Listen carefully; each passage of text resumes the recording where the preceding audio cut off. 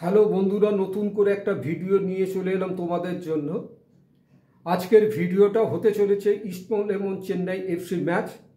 তোমরা ইতিমধ্যে জেনে গেছো যে কালকে যুবভারতী ক্রীড়াঙ্গনে চেন্নাই এফসি এবং ইস্টবেঙ্গলের মধ্যে অতি গুরুত্বপূর্ণ একটা খেলা হতে চলেছে।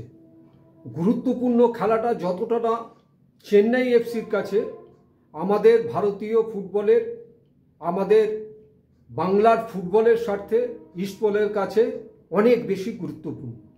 কেন বললাম এই কথাটা গুরুত্বপূর্ণ? এই কারণে যে ইস্টবেঙ্গল আইএসএলের লিগ টেবিলে যদি সুপার সিক্সে পৌঁছতে হয়, এখনও যে ক্ষীণ সম্ভাবনাটুকু আছে, তাহলে তাকে বাঁচিয়ে রাখার জন্য ইস্টবেঙ্গলকে কিন্তু কালকে ডু আর ডাই ম্যাচের মতন প্রতিটি প্লেয়ারকে 100% দিতে হবে। এবং কালকের ম্যাচ শুধু না, প্রতিটি ম্যাচ ইস্টবেঙ্গলকে জিততে হবে, এরকম একটা ক্ষীণ সম্ভাবনা ইস্টবেঙ্গলের কাছে আছে। তাহলে এখন ইস্টবেঙ্গলের কালকে কি একাদশ হতে চলেছে? ইস্টবেঙ্গলের সমস্ত প্লেয়ার কি অস্কার বুঝো পাচ্ছে মাঠে? এবং কালকে বিদেশি স্টপার লাইনকে কিভাবে অস্কার বুঝো সাজাচ্ছে, এবং মাঝমাঠে অস্কার বুঝোর প্রথম পরিকল্পনা কি, এ প্ল্যানটা কি আছে, বি প্ল্যানটা কি আছে, ইত্যাদি সমস্ত বিষয় টেকনিক্যালি দিকগুলো তোমাদের কাছে আজকে আমি রাখার আগে তোমাদের কাছে ছোট্ট একটা অনুরোধ, যে অনুরোধটা বারবার আমি তোমাদের কাছে করে থাকি। পিএসটি ফুটবলের পক্ষ থেকে আমি তুলসী, যে ভিডিওটা যদি তোমাদের ভালো লেগে থাকে তাহলে অবশ্যই এই ভিডিওটা লাইক, শেয়ার, এবং যারা নতুন দেখছো তাদের কাছে আবেদন যে তোমরা সাবস্ক্রাইব করে দিও চ্যানেলটাকে।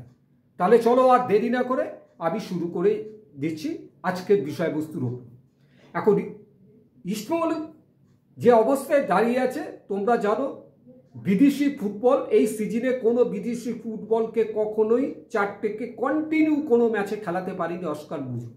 এবং এই রকম একজন কোচ আমার জানা নেই, অন্তত আইএসএল মতন যেখানে বিদেশি ফুটবলের উপর নির্ভরশীল সমস্ত ফুটবলটাই দেখা যাচ্ছে, স্বদেশি ফুটবলে নৈপুণ্য তো আছে, সেটা রেখেও বলছি বিদেশি ফুটবলরা প্রত্যেকটা টিমে যে সিংহভাগ জুড়ে যে দাপিয়ে খেলছে, সেই জায়গায় প্রতিটি টিম ম্যাক্সিমাম খেলায় প্রতিটা টিম কিন্তু সেখানে 4টে করে বিদেশিতে খেলিয়ে যেতে পেরেছে, এবং সেইভাবে টিমের সেই জয়লাভ ছিনিয়ে আনতে সমস্ত কোচরা তারা নিজের রাস্তা তৈরি করেছে। একবার তো ইস্টবেঙ্গল ক্লাবের ক্ষেত্রে অস্কার বুঝো যেদিন থেকে দায়িত্ব নিয়েছে, যে 4টে বিদেশিকে পুরো মাঠ জুড়ে 90 মিনিট খেলার মতন অবস্থা কোনো বিদেশিকে অস্কার বুঝো পায়নি। তাই সেই জায়গায় দাঁড়িয়ে অস্কার বুঝোর আজকে যে অবস্থায় ইস্টবেঙ্গল পজিশনে পৌঁছেছে, যেখান থেকে এএফসি থেকে হাল ধরেছে, তাতে বলবো অস্কার বুঝোর মস্তিষ্ক, অস্কার বুঝোর যে পরিকল্পনা, এটা কিন্তু ভাবা যায় না, অনস্বীকার্য, তাকে ভালো বলতেই হবে। এখন এই জায়গায় দাঁড়িয়ে অস্কার বুঝোর কালকে প্রথম একাদশ যেটা সম্ভাবনা আছে আমি তোমাদের কাছে রাখছি, গোলে বরাবরের মতো গিল থাকবে। এবং কালকের একটা আমাদের কাছে ভালো খবর, সুখবর, যে রাইট ব্যাকে কালকে হয়তো রাকিব খেলবে, এবং লেফট ব্যাকে যে আছে সে তো আর বলার কিছু নয়, এই নিয়ে আমাদের চালাতে হচ্ছে। 2 স্টপার হেক্টর এবং লালচুঙ্গাকে রাখছে। মাঝমাঠে যেটা আমাদের ব্লকিংয়ের জায়গায় একটা অসুবিধে ছিল, জিকসন সিং আসছে, সৌভিক তো আছে, মহেশ আছে, অর্থাৎ আমাদের ফুল যে মাঝমাঠ, সেই মাঝমাঠে সাউল কেশপোকে আমরা কালকে পাচ্ছি, অর্থাৎ মাঝমাঠটা আমাদের কমব্যাক্ট কালকের হচ্ছে।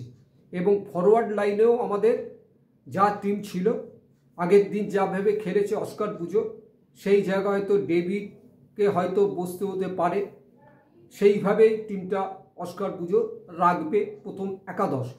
এবং আজকে তোমরা জেনে থাকবে যে মেসি বাউলি যে ক্যামেরুনের যে প্লেয়ার আমাদের কাছে চলে এসেছে, আজকের বিমানবন্দরে পা রাখে সরাসরি সে একদম প্র্যাকটিসও নেমে যাবে, এরকম আমার কাছে খবর আছে।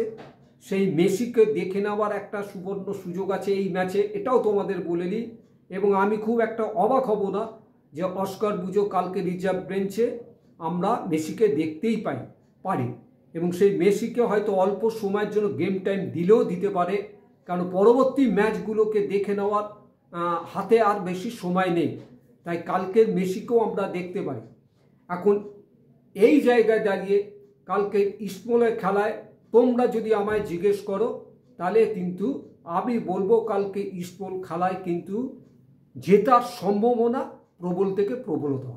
এবং আমি প্রেডিকশন করে দিচ্ছি যে ইস্টবেঙ্গল ক্লাবের খেলায় কালকে 70-30 ইস্টবেঙ্গলের পক্ষে যাবে। ইস্টবেঙ্গলের প্রতিটি প্লেয়ার, বিশেষ করে ফরওয়ার্ড লাইন যেভাবে পজিটিভ সিটার তৈরি করছে, পজিটিভ সিটারগুলো যেভাবে মিস হচ্ছে, আনএক্সপেক্টেড মিস, সেই মিসগুলো যে বরাবরের প্রতিটা ম্যাচে প্রতিটি স্ট্রাইকার করবে এরকম কোনো কথা না। ফুটবল বিশেষজ্ঞরা যে কথাটা বলে থাকে এবং আমিও ফুটবল হিসাবে এই কথাটা তোমাদের বলতে পারি যে স্ট্রাইকার সে মিস করবে, কিন্তু দেখতে হবে সেই স্ট্রাইকারকে যখন বল বাড়াচ্ছে পেনিট্রেশন জোনের মধ্যে সেই স্ট্রাইকারটা ঠিক গোলের লাইনে পৌঁছতে পারছে কি না। যদি পৌঁছতে পারে তবে সেই স্ট্রাইকার আজকের গোল পাচ্ছে না কিন্তু কালকে সে গোল পাবে। এটা আমাদের ফুটবল ব্যাকরণের মধ্যে এই কথাটা আছে, বিশ্বের সব স্ট্রাইকারদের ক্ষেত্রে এই কথাটা আছে। সুতরাং নিরাশ হওয়ার কোনো কারণ নেই। তোমরা আগের দিনে অনেকেই বলেছিলে যে দিয়ামান্ত কুরাশ যেসব সিটারগুলো মিস করেছে সেটা যে আগামীকাল হবে এরকম কোন কথা নাই, এবং দিয়ামান্ত কুরাশ সেখানে কিন্তু স্কোর শিটে তার নাম তুলবে একথাটাও তোমাদের আমি বলে দিচ্ছি। এবং সেইভাবে বিষ্ণু যদি সেই আগের পুরনো ধাঁচে সেইভাবে বিষ্ণু যদি পুরো উইংকে সচল রাখতে পারে এবং রিচার্ড যে আমাদের খেলছে, রিচার্ড যে কোনো এই খবরটাও তোমাদের দিয়ে দিই, রিচার্ডকে নিয়ে চিন্তা নেই। অস্কার বুঝো রিচার্ডের সেই অর্থে কোনো চোট না, হালকা ছিল, সেটা এখন পুরোপুরি রিকভারি হয়ে গেছে, রিচার্ড খেলবে। সুতরাং ইস্টবেঙ্গলের পরিকল্পনার মধ্যে অস্কার বুঝো এই দুই উইং প্লে আগের খেলা যেভাবে করেছে সেইভাবে উইং প্লেটাকে নিয়ে আসবে, উইং প্লে দিয়ে ক্রসগুলো করবে। দিয়ামান্ত কুরাশ হেডটা খুবই ভালো এবং তার হচ্ছে বডি কভারিংটা এত ভালো, গোলটা পাচ্ছে না, বারবার বলছি কথাটা যে আজকের পাচ্ছে না, কিন্তু দিয়ামান্ত কুরাশকে কিন্তু অস্বীকার করার কোনো জায়গা নেই। তাহলে এই অবস্থায় ইস্টবেঙ্গল ক্লাবের কালকে প্ল্যানিং নিয়ে নামবে। আমি আশা করব তোমরা কালকে ম্যাচটা উপভোগ্য ম্যাচ দেখবে, আমিও পুরো ম্যাচটা দেখব এবং টেকনিক্যালি কোন জায়গায় আমাদের এখনও কিছুটা অসুবিধে হবে সেইগুলো আমি পরীক্ষা নিরীক্ষা করব। সেইভাবেই আমি কিন্তু পরবর্তীকালে তোমাদের কাছে সমস্ত ম্যাচ পরবর্তীকালে যে পর্যালোচনা সেটাও তোমাদের কাছে রাখবো। তাই আজকের আমি এখানে শেষ করছি এই ভিডিওটা তোমাদের যদি ভালো লাগে তাই আবার বলবো যে ভিডিওটাকে তোমরা লাইক ও শেয়ার করতে ভুলো না। নমস্কার, বিদায় নিলাম।